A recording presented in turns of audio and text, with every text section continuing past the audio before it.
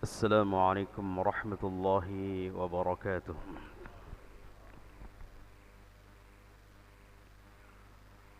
إن الحمد لله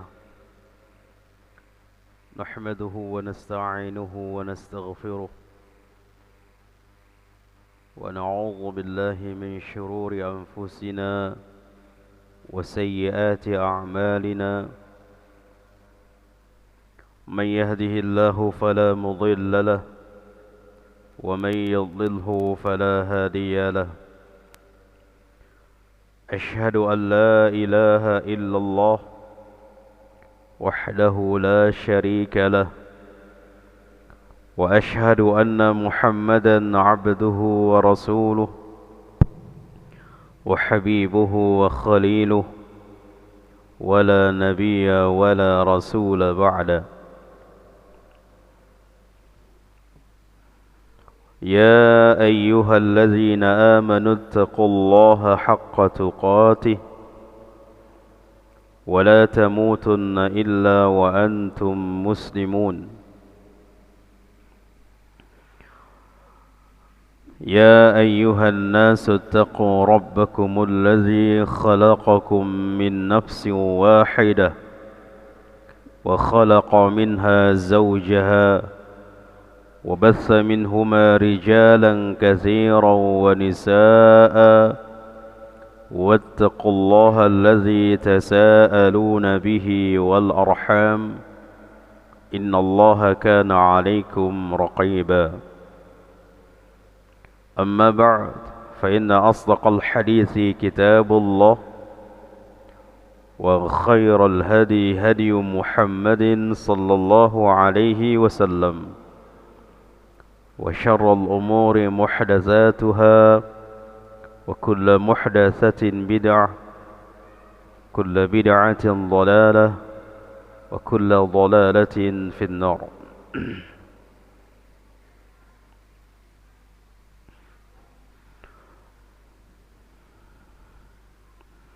إخواني والأخوات في الدين، rahimani wa rahimakumullah.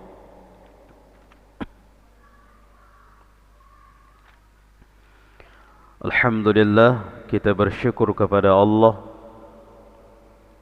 Rabbul Izzati wal Jalalah yang telah mempermudah bagi kita untuk hadir ke majelis ilmu yang mulia ini,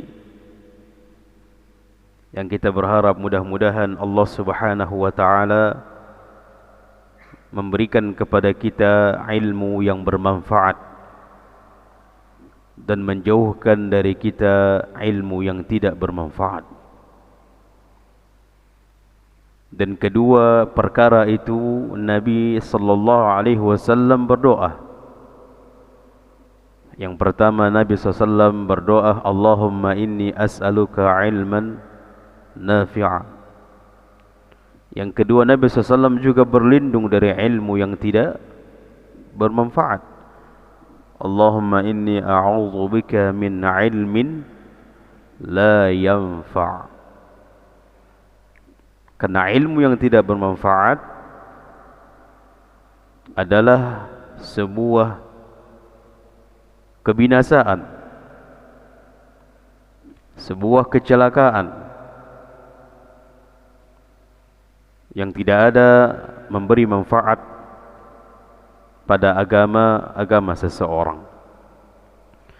Kemudian salat dan salam mudah-mudahan tersampaikan kepada Nabi kita, Rasul kita Muhammad bin Abdullah sallallahu alaihi wasallam. Semoga Allah Subhanahu wa taala mengistiqamahkan kita untuk senantiasa mengikuti, menghidupkan, mendakwahkan sunnah-sunnah Nabi sallallahu alaihi wasallam. Dan kita berharap mudah-mudahan Allah nanti mengkumpulkan kita bersama Rasul sallallahu alaihi wasallam di syurga.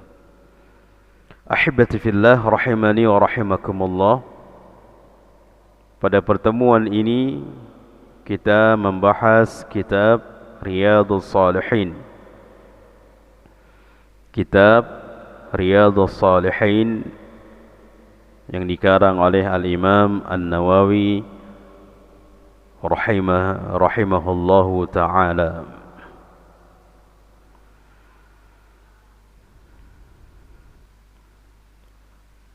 Pada pertemuan yang lalu kita sudah mengambil sedikit dari hadis yang ke-19. Hadis yang ke-19 masih di dalam bab taubah. Masih di dalam bab at-taubah. An Zirri bin Hubaish, dari Zirri bin Hubaish, qala, telah berkata Zirri bin Hubaish. Apa yang dikatakan oleh Zirri bin Hubaish?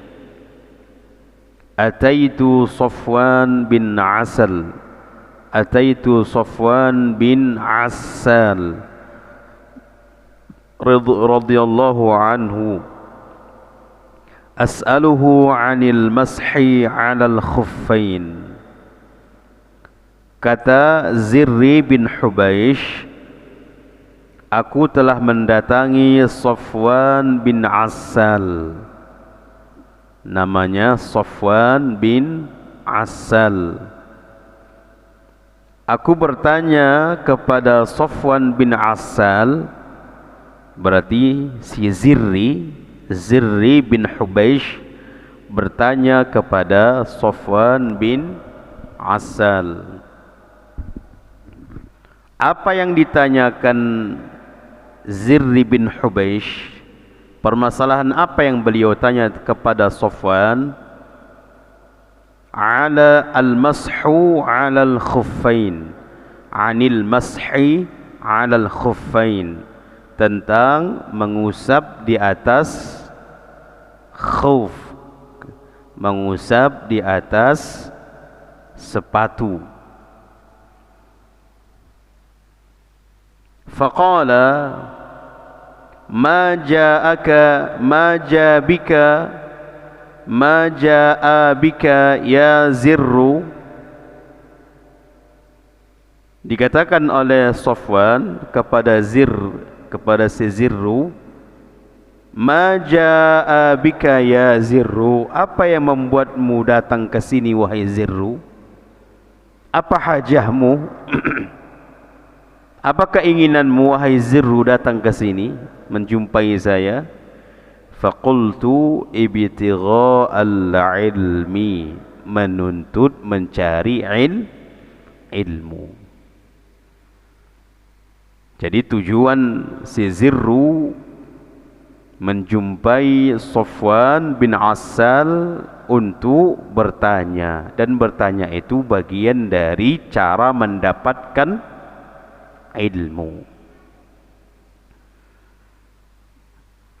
Ini menunjukkan di dalam agama kita harus bertanya atau diperintahkan bertanya tentang agama kita.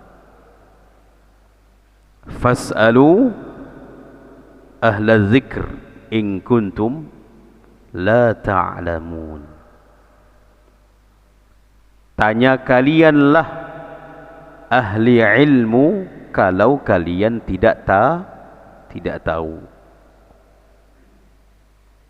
Kata para ulama, ayat ini adalah ayat perintah kepada kita untuk bertanya. Jadi wajib bertanya tentang agama. Kepada siapa bertanya tentang agama, jangan salah bertanya. Kalau salah bertanya, kepada yang tidak semestinya sebagaimana ditunjukkan, diberi petunjuk oleh wahyu, maka akan membuat atau menghasilkan tidak seperti yang kita harapkan. Wahyu menunjuk kepada kita, memberikan petunjuk, tanya kepada ahlinya. Tanya kepada ahlinya. Berarti tidak boleh kita bertanya kepada yang tidak ahli.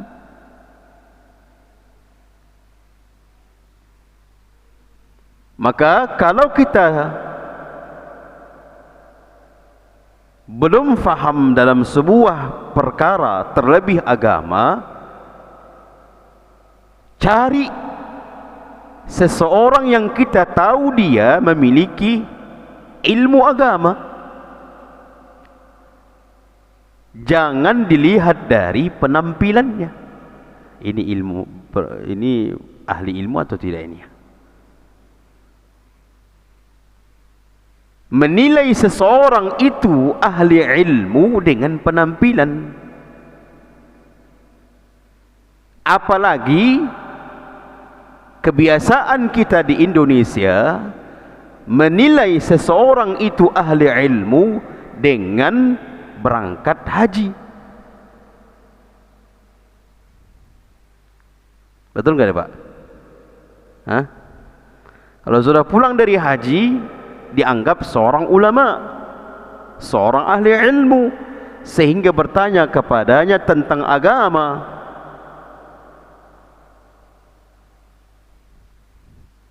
Dia pun tidak sadar diri, malu kalau tidak menjawab, akhirnya rusak agama. Oh, saya ini kan sudah disebut di kota ini, di kampung ini, di daerah ini Pak Haji, masa enggak bisa menjawab?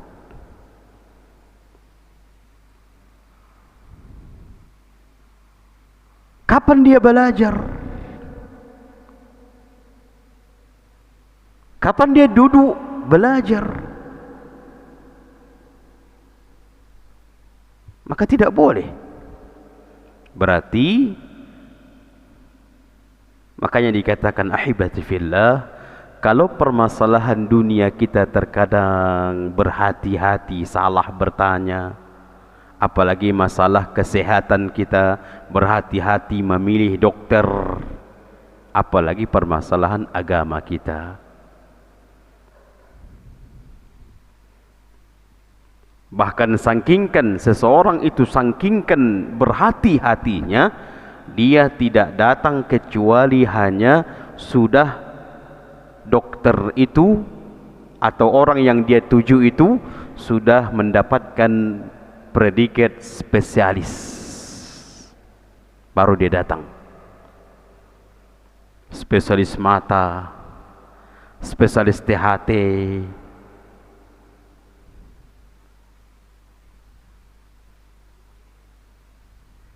spesialis penyakit dalam. Itu karena sangkingkan berhati-hatinya itu, maka dia datang ke sana.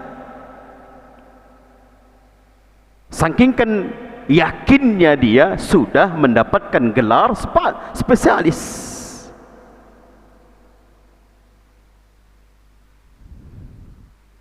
Namun permasalahannya, terkadang permasalahan dunia kita melakukan perkara tersebut, namun permasalahan agama tidak seperti itu. Kalau permasalahan agama, kita terlalu bebas mengambil ilmu dari siapapun. Padahal terkenal seorang ulama, Ibnu Sirin, mengatakan al-ilmu minad-din, ilmu itu bagian dari agama. Falyanzur amman ta'khuduna dinakum, maka hendaklah kalian berhati-hati, hendaklah kalian jeli dari siapa kalian belajar, kepada siapa kalian bertanya. Harus jeli.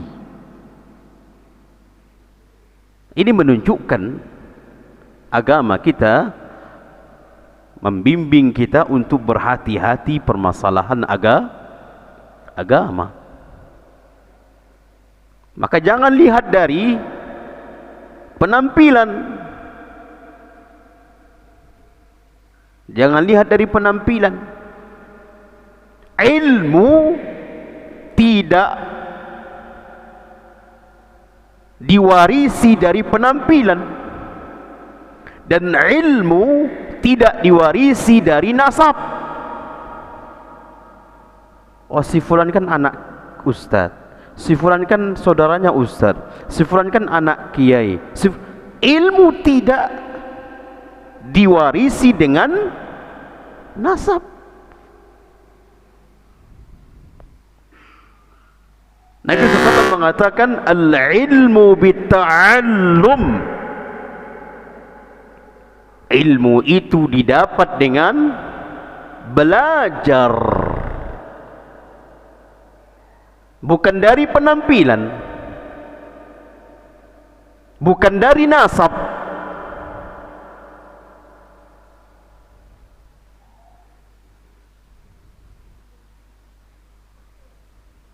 Apalagi di zaman kita ini, subhanallah, kalau kita tidak benar-benar jeli kepada siapa kita bertanya, maka kalau salah tempat bertanya, apa yang terjadi? Rusak.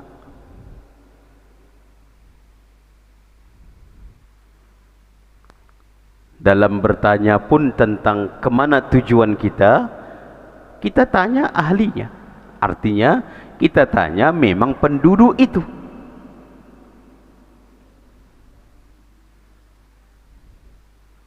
Tidak sembarangan orang kita menerima informasi, oh si fulan di tempat ini, atau daerah ini, di jalan ini. Si fulan yang kita ingin jumpai, oh di daerah ini. Kita betul-betul teliti kepada siapa kita bertanya. Apalagi permasalahan agama. Jelas ini jemaah. Maka tanya kepada ahlinya.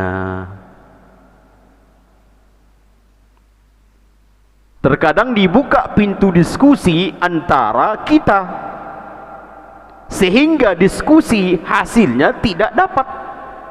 Yang ada mendapat menurut pendapat saya, menurut pendapat hemat. Subhanallah, ilmu ini tidak seperti itu. Ilmu itu qala Allah wa qala Rasul. Itu ilmu. Pertanyaan itu di kepala kita, kita tidak tanyakan, maka ini tidak boleh. Maka ini tidak boleh. Di zaman kita ini jemaah, bertanya kepada ahlinya mudah. Kalau zaman dahulu seperti zaman Imam Ahmad, ada pertanyaan, menjumpai Imam Ahmad itu berbulan-bulan perjalanan.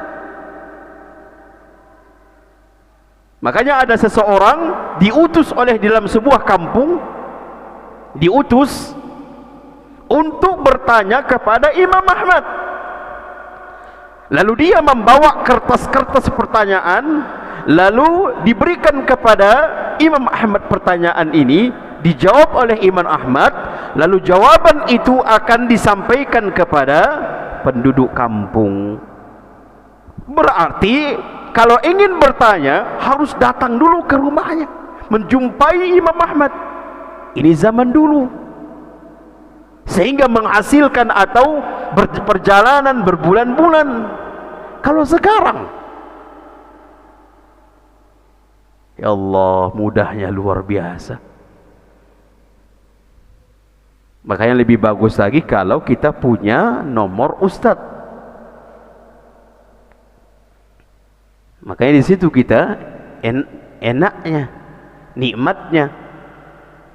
Di samping kita bawa ustaz-ustaz tabligh akbar ke daerah ini, kita juga berarti kita sudah ada kontaknya, nomornya.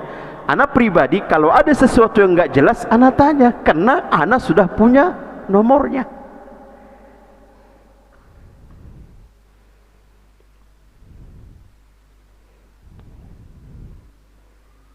Maka hibati fillah, ini perlu kita perhatikan. Perlu kita benar-benar perhatikan, karena di zaman kita ini pembahasan permasalahan seperti ini mulai pudar. Dan na'am, semenjak 14 abad dahulu Nabi SAW sudah mewanti-wanti, sudah mewaspadai, sudah mengiklankan akan datang sebuah zaman yang bodoh dianggap alim, sehingga manusia bertanya kepadanya, lalu dia menjawab pertanyaan itu, berfatwa tanpa ilmu, akan terjadi rusak merusak.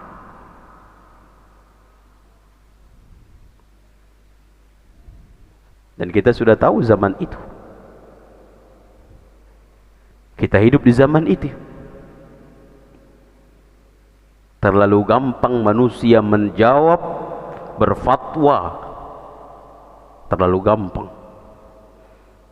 Dahulu di zaman salaf, ketika ditanya seorang alim tersebut, lalu alim ini menunjuk, tanya kepada si fulan, nunjuk kepada alim yang kedua. Lalu orang ini yang bertanya datang kepada alim yang kedua. Lalu alim kedua mengatakan, tanya kepada si fulan, alim ketiga. Lalu orang ini bertanya lagi, mendatangi alim ketiga. Lalu alim ketiga mengatakan, tanya kepada si fulan. Itu saking takutnya mereka menjawab pertanyaan itu, saking takutnya mereka berfatwa.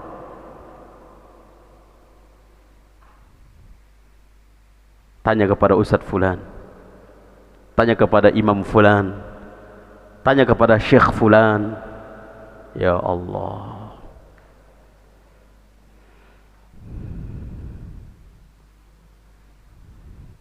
faham ini ahibati fillah. Maka perkara ini betul-betul kita perhatikan benar-benar, karena ini permasalahan tentang agama kita. Kenapa orang salah di dalam beragama? Karena salah di dalam belajar. Khawarij, kaum Khawarij, jangan antum pikir mereka tidak ahli ibadah. Jangan antum pikir mereka itu tidak penghafal Quran. Mereka hafal Quran. Bahkan kalau ibadah kalian, wahai para sahabat, dibandingkan dengan ibadah mereka, ketika kalian melihat ibadah mereka, kalian akan menyepelekan ibadah kalian. Kalian akan menganggap ibadah kalian sedikit. Namun lihat bagaimana.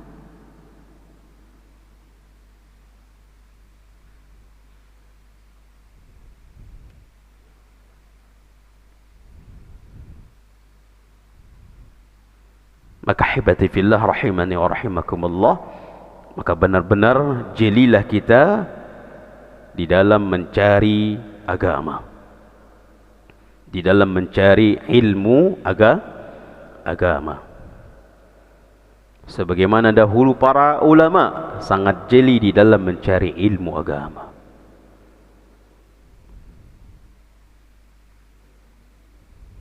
Baik. Ma jaa bika ya Zirru, apa yang membuatmu wahai Zirru datang ke sini, datang menjumpaiku? Faqultu, lalu Zirru berkata, ibtigha al-ilmi,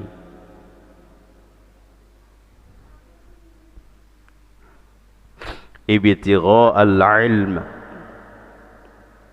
untuk menuntut ilmu, untuk belajar ilmu. untuk meraih ilmu, untuk mencari ilmu.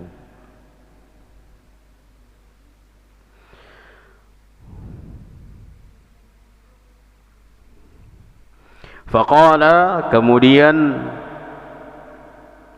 Safwan bin Asal radhiyallahu anhu berkata, innal malaikata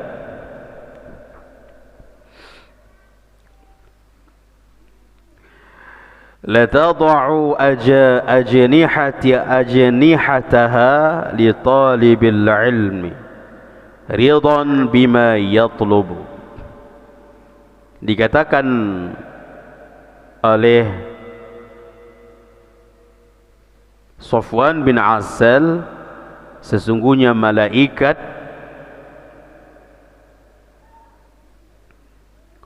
mengepakkan sayapnya, membentangkan sayapnya, li talibil ilmi, bagi orang yang mencari ilmu, bagi setiap orang yang belajar. Malaikat itu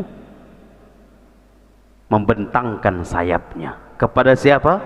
Kepada orang, setiap orang yang belajar agama.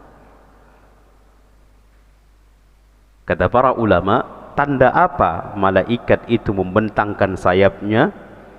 Banyak tafsiran di dalam tanda ini. Di antaranya adalah tanda malaikat memuliakan orang yang belajar. Malaikat memuliakan orang yang belajar. Maka bentuk malaikat memuliakan orang yang belajar agama, dia bentangkan sayapnya. Maka ini orang yang kita yang belajar sebuah kemuliaan. Makanya hibati fillah, benar-benarlah kita ini keinginan belajar itu benar-benar dari hati. Keinginan belajar itu benar-benar dari hati yang dalam, sehingga benar-benar di dalam hati itu cinta kepada ilmu. Kenapa? Sebuah kemuliaan. Sampai malaikat itu mengepakkan sayapnya, membentangkan sayapnya, sebagai bentuk memuliakan orang yang belajar. Sebagian ulama menjelaskan maksud dari membentangkan sayapnya adalah malaikat mendoakan orang yang belajar. Doa malaikat jemaah.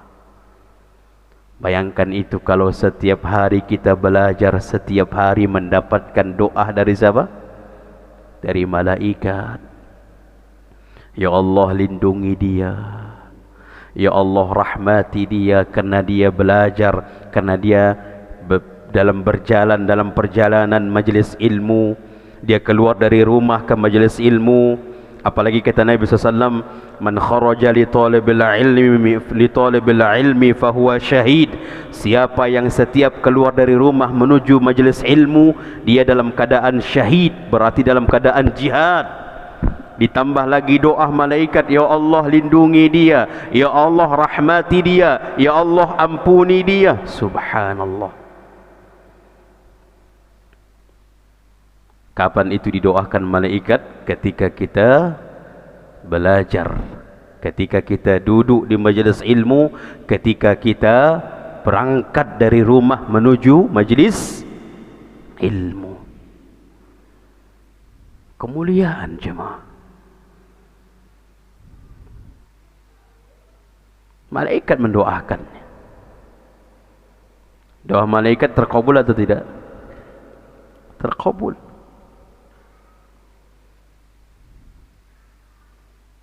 Betapa indahnya kalau malaikat mendoakan kita.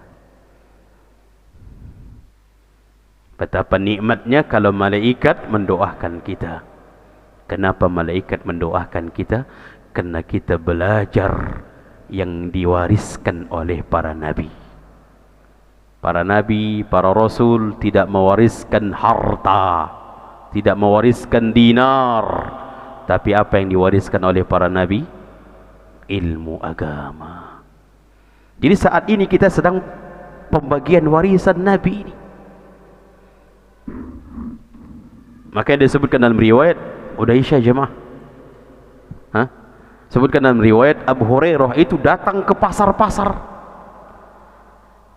sedangkan majlis ilmu ada di Masjid Nabawi. Datang dia.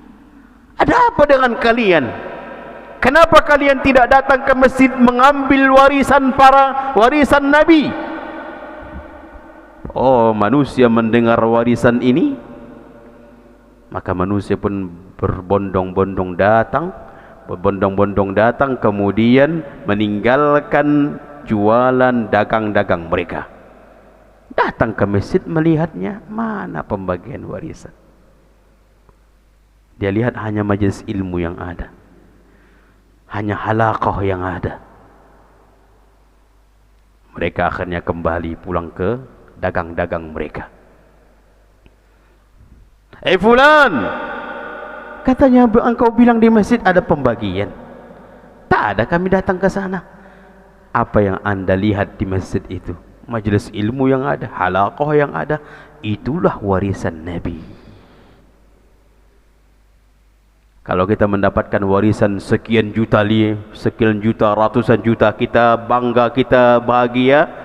Harusnya kita ketika kita mendapatkan warisan Nabi berbentuk ilmu agama, jauh lebih bangga, jauh lebih senang daripada itu. Kalau pembagian warisan misalnya mendapatkan ratusan juta, satu orang 200 juta, pulang bangga, bahagia atau tidak? Bubar dari pembagian warisan itu, pulang ke rumah masing-masing, ada enggak wajah cemburut? Ya, ada wajah cemburut. 200 juta. Begitu dia megang 200 juta, udah mulai apa yang dibangun ini, bangun ini, bangun ini, bangun ini. Bangganya luar biasa, akan datang menjumpai keluarganya mendapat membawa 200 juta. Kenapa dengan ilmu agama kita tidak seperti itu? Ilmu agama jauh lebih baik daripada ratusan juta itu. Baik.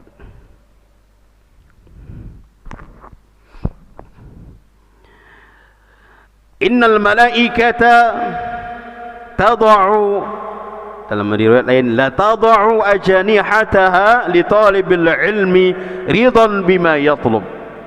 Sungguhnya malaikat membentangkan sayapnya sebagai kemuliaan bagi orang yang belajar, sebagai doa kepada orang yang belajar agama, ridan bima yatlub, yang dia ridho atas apa yang dia tuntut. Ini juga perlu kita garis bawahi, kata para ulama. Berarti di dalam belajar itu benar-benar ridho, ikhlas. Baru ini dapat doa malaikat. Kalau orang yang belajar terpaksa, naam, mungkin dia duduk majelis ilmu terpaksa, mungkin dalam hadis lain Allah akan ampuni dosanya. Namun kalau untuk mendapatkan doa dari malaikat, dia tidak dapat. Karena untuk mendapatkan itu ridwan bima yatlub, dia benar-benar ridho apa yang dia tuntut. Dia benar-benar keinginan yang kuat terhadap belajar itu. Ikhlas dia di dalam belajar itu. Baru kita dapatkan doa dari malaikat. Baik. Sudah masuk waktu Isya, kita salat terlebih dahulu.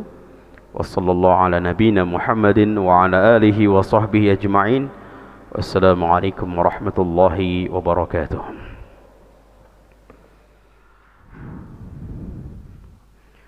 Assalamualaikum warahmatullahi wabarakatuh. Alhamdulillahi Rabbil Alamin. Wassalatu wassalamu ala ashrafil anbiya'i wal mursalin wa ala alihi wa ashabihi ajma'in.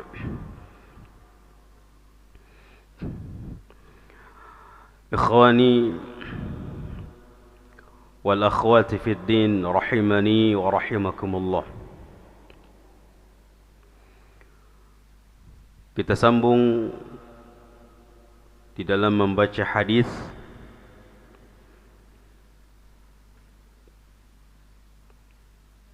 dari kitab Riyadhus Shalihin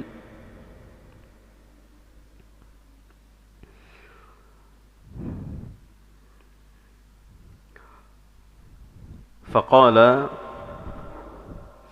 telah berkata Safwan bin Asal kepada Zirru bin Hubaish, innal malaikata tada'u ajanihataha li talibil ilmi ridan bima yatlub. Sesungguhnya malaikat membentangkan sayapnya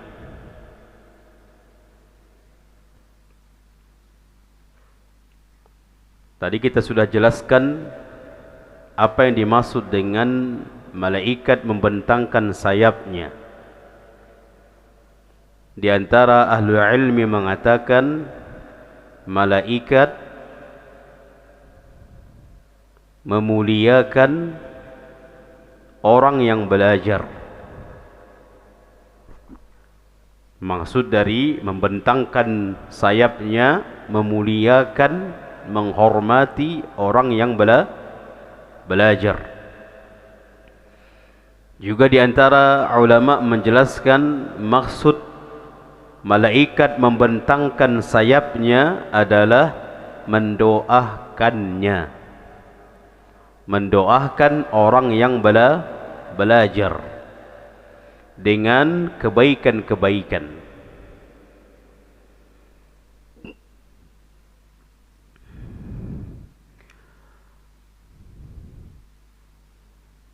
Bagaimana malaikat membentangkan sayapnya? Allahu a'lam.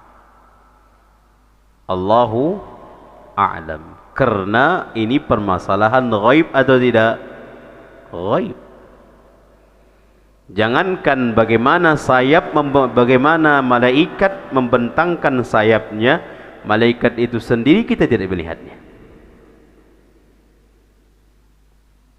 Berarti berimanlah kita malaikat itu memiliki sayap, tapi jangan anggap sayap kayak film-film itu.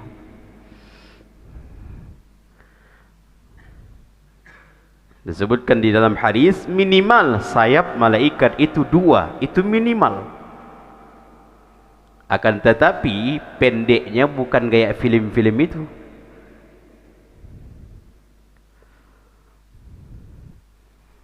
Kalau Jibril berapa sayapnya?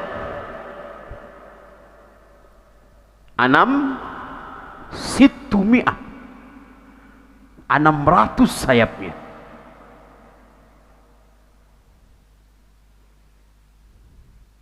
Ada malaikat yang seperti itu sayapnya jumlahnya, dan ada malaikat jumlah kurang dari 600, lebih dari 2, minimal 2.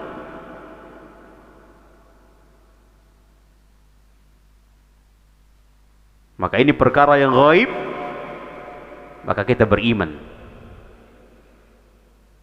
Maka jangan permasalahkan bagaimana malaikat membentangkan sayapnya, tapi yang kita fahami adalah itu bentuk kemuliaan kepada orang yang belajar. Itu bentuk doa malaikat kepada orang yang belajar. Berarti Ustaz mentakwil tentang malaikat membentangkan sayapnya bukan kita takwil. Hati-hati. Kita tidak mentakwil malaikat membentangkan sayapnya, kita beriman malaikat membentangkan sayapnya. Namun kenapa malaikat membentangkan sayapnya? Apa tujuannya? Ahli ilmi menjelaskan, sebagai bentuk kemuliaan kepada orang yang belajar. Kita beriman malaikat itu membentangkan sayapnya, sudah. Malaikat itu membentangkan sayapnya. Kenapa malaikat itu membentangkan sayapnya? Begitulah cara malaikat memuliakan orang yang belajar. Sebagian ahli ilmu mengatakan begitulah cara malaikat mendoakan orang yang belajar. Ini bukan takwil. Kita beriman malaikat itu membentangkan sayapnya.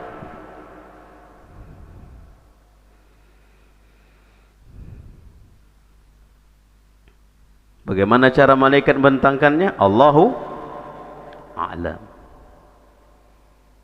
Sama halnya hadis riwayat Imam Bukhari Muslim, innallaha yanzilu ila sama'id dunya hina yabqa sulusul lailil akhir. Sesungguhnya Allah yanzilu ila sama'id dunya, turun ke langit dunia. Bagaimana cara Allah turun? Allahu a'lam. Maka kita beriman, Ustaz, ini hadis Bukhari jemaah.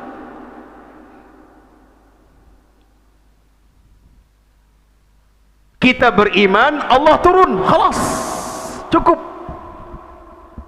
Bagaimana turunnya Allah? Sesuai dengan keperkasaan Allah. Khalas, tenang hati kita, tenang hati kita. Begitulah cara kita beriman kepada sifat-sifat Allah.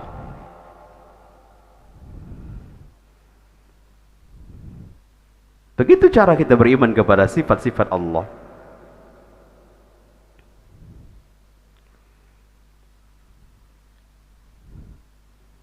Coba kalau pikirkan bagaimana Allah turun ke langit dunia. Bagaimana pikirkannya? Masuk akal? Gimana pikirkannya? Langit dunia, antara jarak langit dengan arash, mana lebih besar? Arash. Jaraknya Allahu a'lam. Langit pertama saja, langit kedua, langit pertama dengan langit kedua disebutkan Nabi SAW seperti cincin atau gelang dicampakkan ke padang pasir. Cincin itulah langit pertama. Antara bumi dengan langit sama halnya seperti cincin atau gelang dicampakkan di padang pasir. Bumi adalah cincin, padang pasir itulah langit.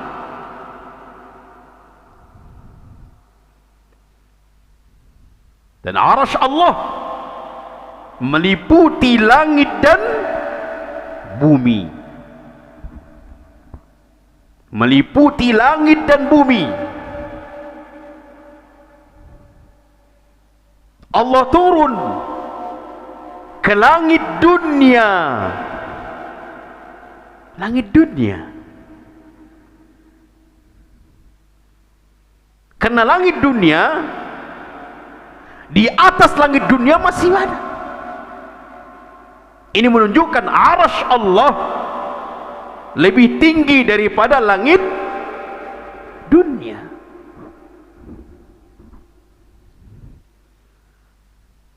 Innallaha yanzilu ila sama'id dunya hina yabqa sulusul lailil akhir. Sungguhnya Allah turun ke langit dunia. Kapan Allah turun ke langit dunia? sepertiga akhir malam. Di mana itu? Sepertiga akhir malam, Indonesia atau Amerika? Atau di Jepang? Allahu. Makanya jangan pakai kalau apa? Pakai apa? Akal, nggak bisa. Oke, di antara ustadz-ustadz kita untuk agama ini daerah akal itu buang angin. Nampak nggak ini? Apa warnanya? Tapi ada.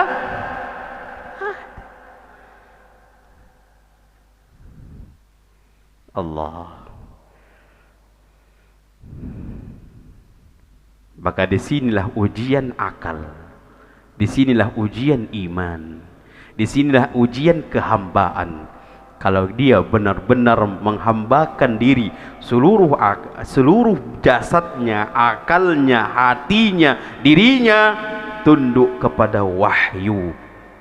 Nabi mengatakan, jelas-jelas Nabi mengatakan, sahih Bukhari Muslim, berarti hadisnya tidak bermasalah. Apa yang bermasalah? Kita yang bermasalah. Bagaimana supaya kita tidak bermasalah? Imani, selesai. Allah turun, sudah selesai. Kita beriman Allah turun. Bagaimana turunnya Allah? Sesuai dengan keperkasaan Allah. Selesai. Apa yang ribet? Membuat hati kita tenang dan kita membuat jiwa kita tunduk kepada dalil, membuat akal kita tunduk kepada dalil. Sama halnya dengan malaikat mengepakkan sayapnya, malaikat membentangkan sayapnya. Beriman kita ketika itu malaikat membentangkan sayapnya. Sudah. Bagaimana malaikat membentangkan sayapnya? Allahu a'lam. Namun itu cara bentuk malaikat untuk memuliakan orang yang belajar. Itu cara bentuk malaikat mendoakan orang yang belajar, menghormati orang yang belajar, memuliakan orang yang belajar. Dengan cara apa? Membentangkan sayapnya.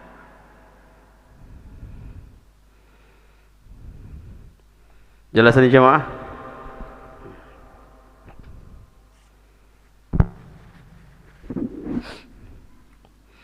Namun ridon bima yatlub, ridon bima yatlub, karena orang yang belajar itu senang apa yang dia pelajari, ridho apa yang dia cari, yang dia tuntut, ikhlas apa yang dia pelajari. Maka ini menunjukkan ahibati fillah, senantiasa mengikhlaskan niat kita agar seluruh keutamaan-keutamaan di dalam belajar kita dapatkan, kita tidak luput darinya. Ikhlaskan niat, cintai, kita ridho kepada ilmu agama, kita cinta kepada ilmu agama, dan cinta itu hendaknya tertanam di dalam hati. Faqultu, kemudian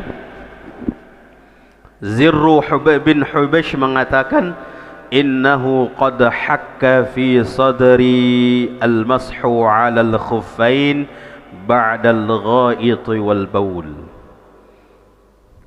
Cuman ada permasalahan yang ditanyakan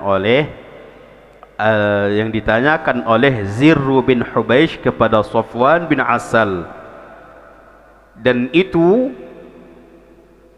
belum dia fahami.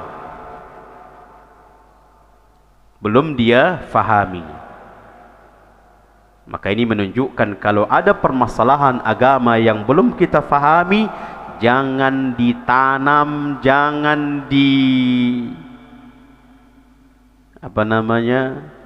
disimpan di kepala. Tapi kalau kita takut khawatir lupa, dicatat, ditulis. Ketika datang ke pengajian seperti ini, tanyakan kepada ustaz. Atau ketika ada tabligh akbar, tanyakan kepada ustaz. Jangan disimpan di pertanyaan itu di dalam kepala kita. Apalagi kalau pertanyaan itu adalah bisa dapat meresahkan, membuat kita resah. Apa ya hukum ini ya? Apa hukum ini ya? Apa, bagaimana ini? Bagaimana ini? Resah.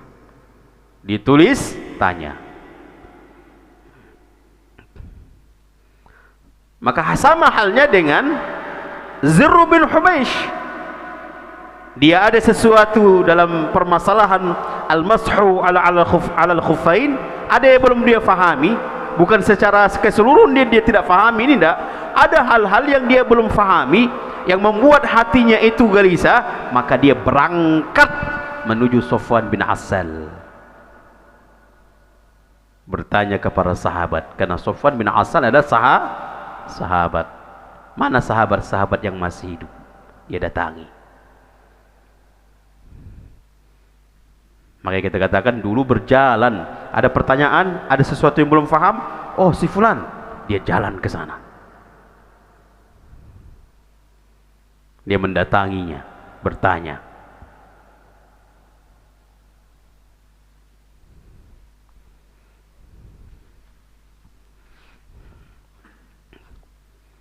Dia bertanya satu permasalahan saja. Dia bertanya satu permasalahan saja kepada Safwan bin Asal. Bisa saja perjalanan Zirr bin Hubaish ini mendatangi Safwan bin Asal untuk bertanya satu permasalahan saja, bisa saja menghabiskan beberapa waktu. Kenapa? Karena zaman dahulu seperti itu. Mereka harus safar untuk bertanya kepada mendatangi ulama, mendatangi ahlul ilmi. Kita sekarang Masya Allah kemudahan yang luar biasa Allah bentangkan, namun semakin Allah mudahkan semakin malas. Coba kalau Allah takdirkan kita hidup di zaman ulama dulu, mau nggak kita bersafar, berjalan-jalan mencari ilmu? Ini saja kita merasa jauh Ustaz. Mana rumah yang paling jauh kita Pak? Saya atau Bapak?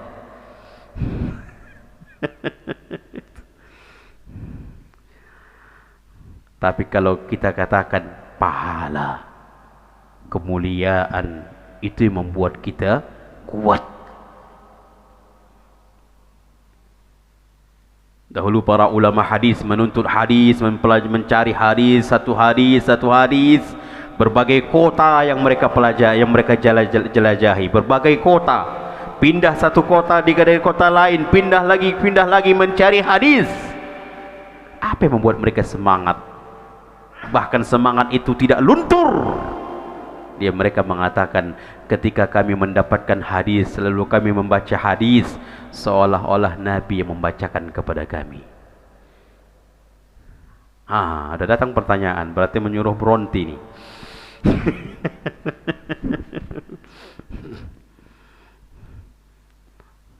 Ketika kita pergi berangkat ada sedikit malas, ya Allah, malaikat mendoakan kita,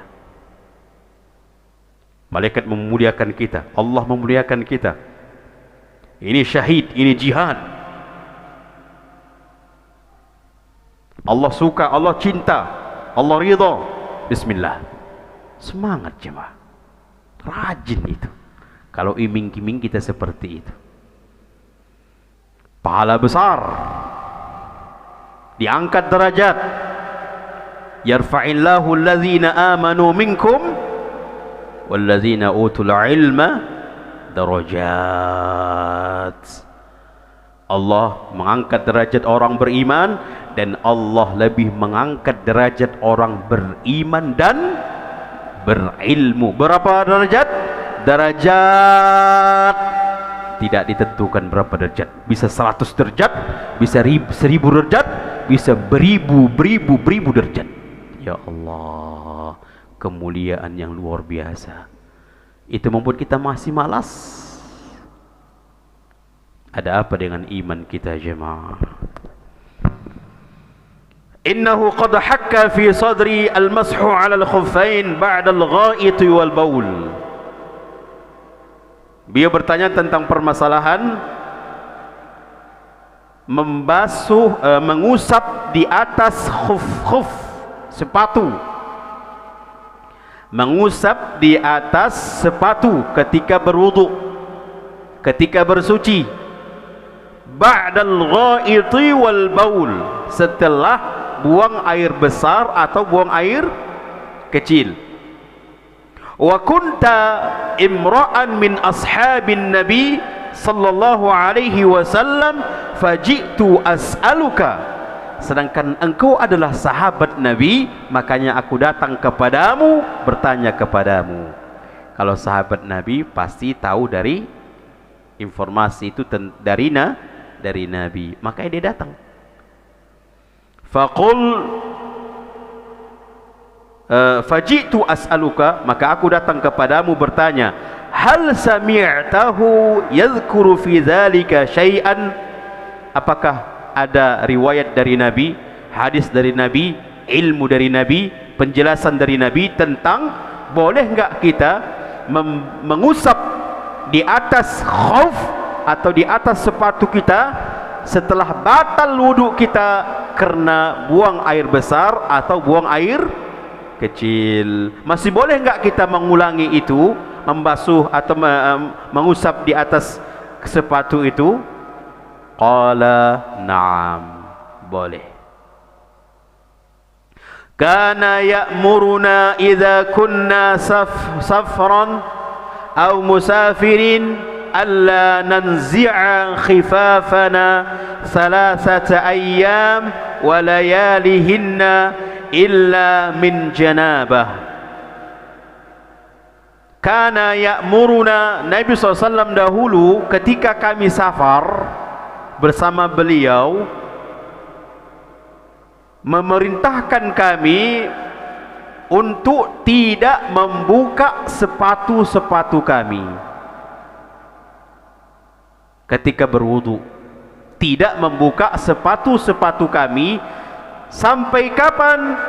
Salasata ayyamin wa layalihinna, sampai 3 hari 3 malam, itu batasnya.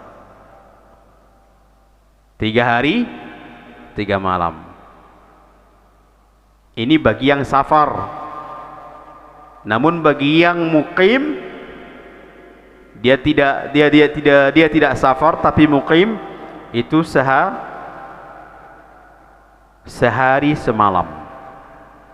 Syekh Shalih Al-Utsaimin mengatakan yaum wa lailah lil muqim, 1 hari 1 malam bagi yang bermuqim. Jadi kalau ibu-ibu atau kita bapak-bapak memakai kaus kaki di rumah, kemudian batal wudhu kita,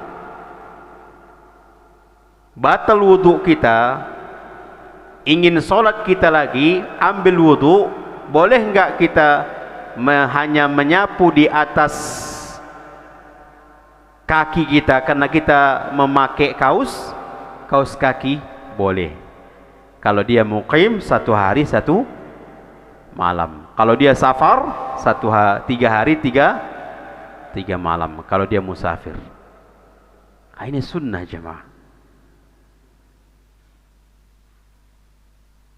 Bahkan bisa saja ini sunnah yang banyak meninggalkannya. Sama halnya dengan sholat pakai sandal, tapi jangan di dalam masjid. Sunnah Ustaz, sunnah dalam masjid.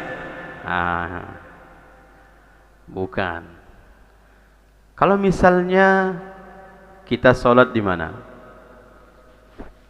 Entah itu di rumah, tapi sandal itu sandal yang khusus untuk di rumah, terjaga dari najis, terjaga dari najis. Sandal memang khusus di rumah. Untuk mengamalkan ini sunnah, kita pakai sandal. Karena ini termasuk kata para ulama sunnah yang hampir ditinggalkan. Bahkan banyak yang tidak faham sebagian kaum muslimin. Kenapa begitu ditinggalkan sunnah ini, akhirnya hilanglah pembelajaran ilmu tentang memakai sandal dalam solat.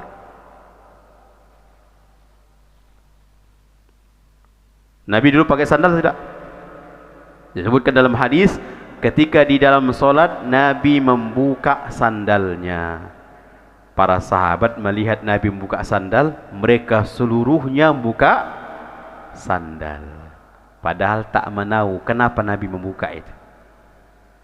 Begitu patuhnya para sahabat kepada Nabi yang luar biasa. Lihat kepatuhan para sahabat. Begitu Nabi membuka sandal di dalam solat, mereka lihat Nabi membuka sandal karena Nabi imam. Mereka lihat Nabi membuka sandal, maka seluruh para sahabat begitu juga buka.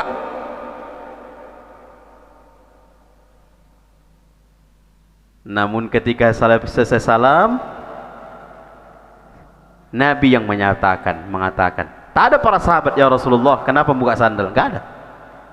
Namun Nabi mengatakan, kenapa kalian buka sandalmu?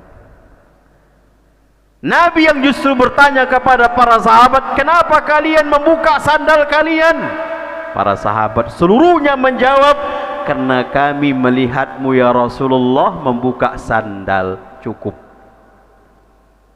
Sami'na ya Allah. Kenapa kalian membuka sandal wahai para sahabat? Jawaban para sahabat, karena kami melihatmu ya Rasulullah membuka sandal.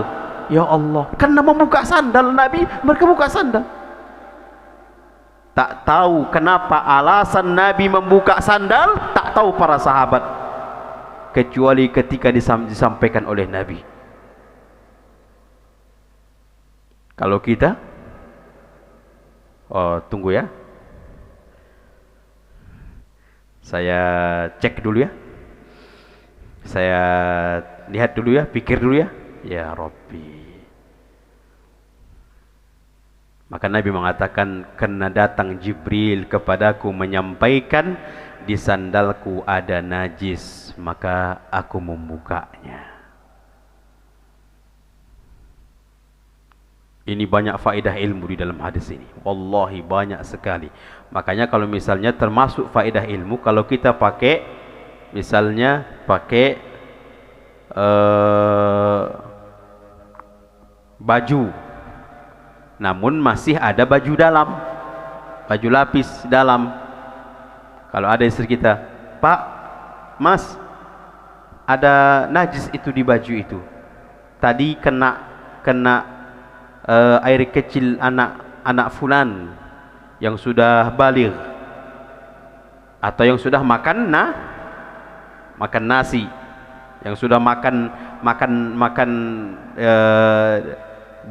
bukan lagi pakai ASI, tidak, tapi memang makan dia sudah makan.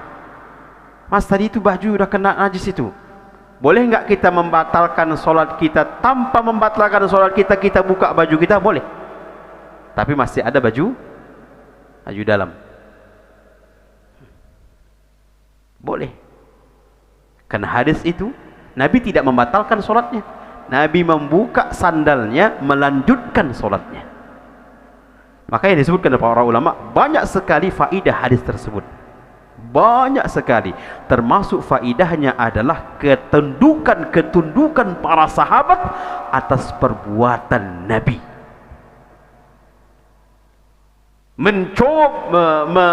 ittiba'nya para sahabat, mengikuti para sahabat, sekalipun dilakukan Nabi tak tahu apa alasannya.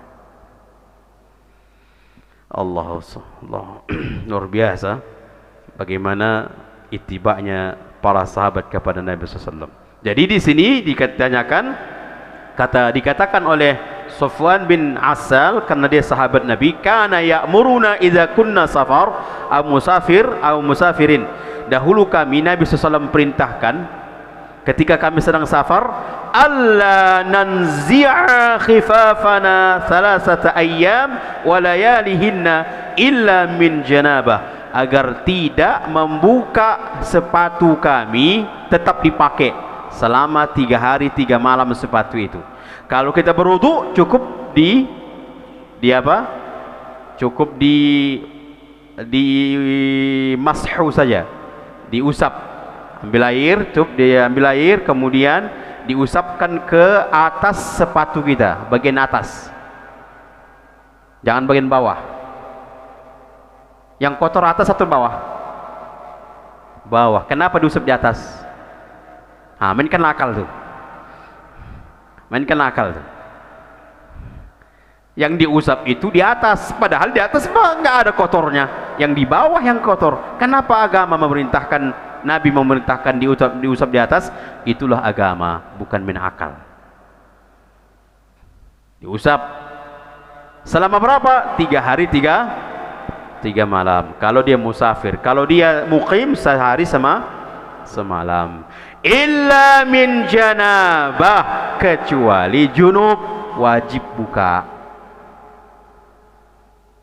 Kalau dia junub berarti mau mandi janabah, wajib buka. Karena mandi janabah itu harus semuanya disiram kena air. Wajib semuanya kena air. Kalau ketika mandi janabah, kalau kita misalnya pakai sepatu mandi janabah, enggak kena itu air, maka tidak boleh. Jadi kapan waktu diperintahkan membuka sepatu? Ketika janabah. Selain dari janabah, mungkin entah buang air besar atau buang air kecil, boleh nggak dibuka? Boleh. Buang air besar pakai sepatu bisa? Bisa. Kalau ketika di hutan-hutan lagi manen,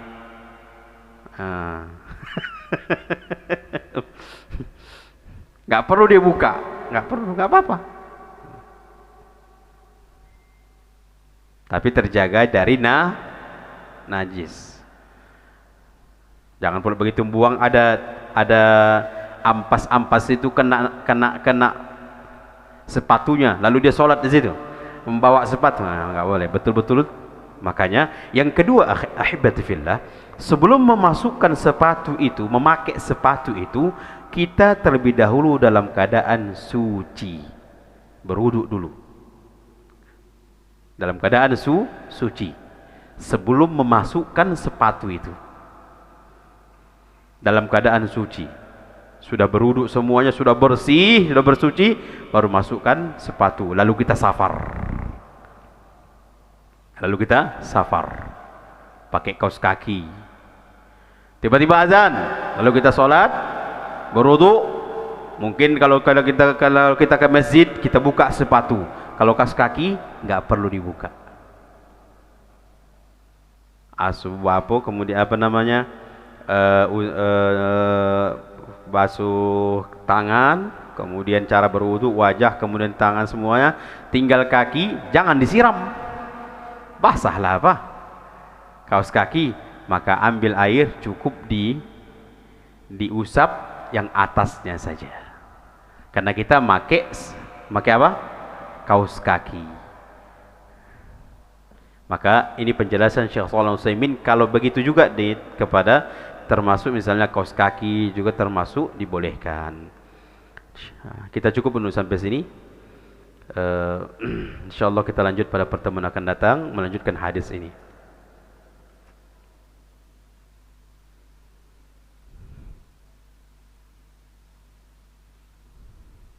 Ini kemarin itu sudah ditanyakan nih jemaah, mukmin yang sejati itu bagaimana Ustaz? Ini kemarin sudah ditanyakan ya. Kemudian bagus mana zikir pakai tangan atau pakai tasbih? Kalau ana atas penjelasan para ahlul ilmi, lebih bagus, lebih afdal pakai tangan. Namun naam sebagian asar ada yang pakai tasbih, Tapi yang lebih afdol itu adalah pakai tangan. Karena memang mungkin ijtihad beliau, ijtihad Syekh mendoifkan hadis tersebut, namun itu ijtihad beliau. Dan namun banyak di kalangan ahli hadis juga mensahihkan hadis itu. Karena Nabi SAW bertasbih pakai tangan. Terjadi khilaf, ya itu ijtihad beliau. Termasuk juga beliau mendoifkan hadis tentang doa kafaratul majlis. Itu memang di kalangan para ulama juga terjadi khilaf. Namun banyak di kalangan ahli ilmi ada mengatakan itu hadis sahih. Ini permasalahan ijtihadi. Tidak perlu ribut. Mukmin yang sejati itu bagaimana, Ustaz? Naam, sudah dibahas. Mukmin yang sejati itu sami'na wa ata'na. Oh, mungkin bahasanya enggak jelas ya. Mungkin jelas bahasanya enggak jelas ya.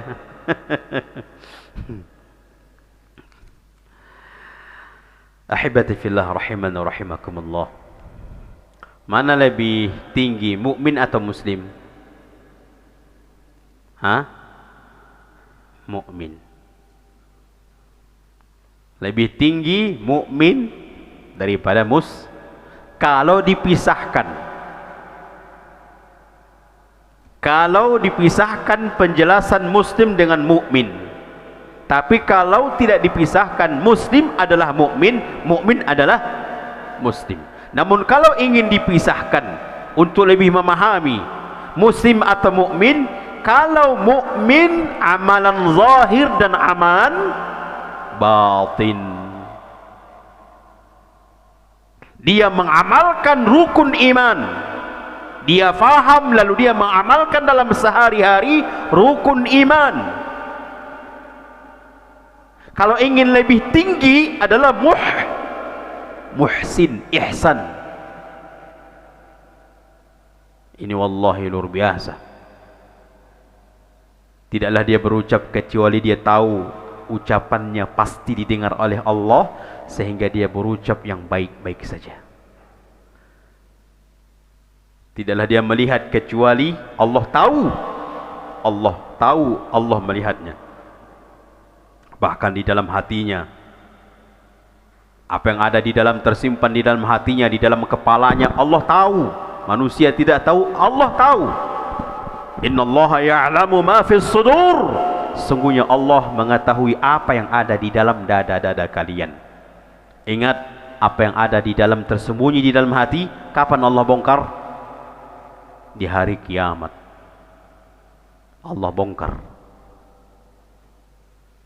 Ini menunjukkan kalau Allah tahu di dalam dada kita, di dalam hati kita, di dalam pikiran kita, penglihatan kita, gerak-gerikan kita, ucapan kita, kalau Allah tahu, Allah mendengar, maka kita senantiasa berhati-hati. Ini sudah muhsin, ihsan. Kalau kita dia sedang bekerja, dia akan tepat waktu, dia akan benar-benar berhati-hati. Karena dia bukan muamalahnya, bukan pimpinannya, tapi dengan Allah. Kalau pimpinan dari mata pimpinan, bisa nggak lari dari itu? Jauh. Bisa mengelak, bisa. Tapi di mata Allah nggak bisa. Nggak bisa. Maka dia benar-benar menjaga amanah itu.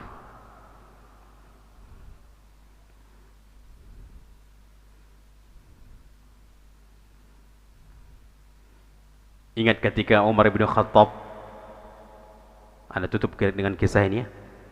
Umar bin Khattab ingin menguji keimanan orang yang mengembala kambing. Umar ingin menguji, bisa enggak engkau berikan itu susu atau kambingnya sama kami? tapi belum izin sama pemiliknya. Ya fulan, kan pemiliknya nggak ada, nggak nampak. Nah, pemiliknya nggak tahu, tapi yang Allah, Rabbnya, pemiliknya tahu.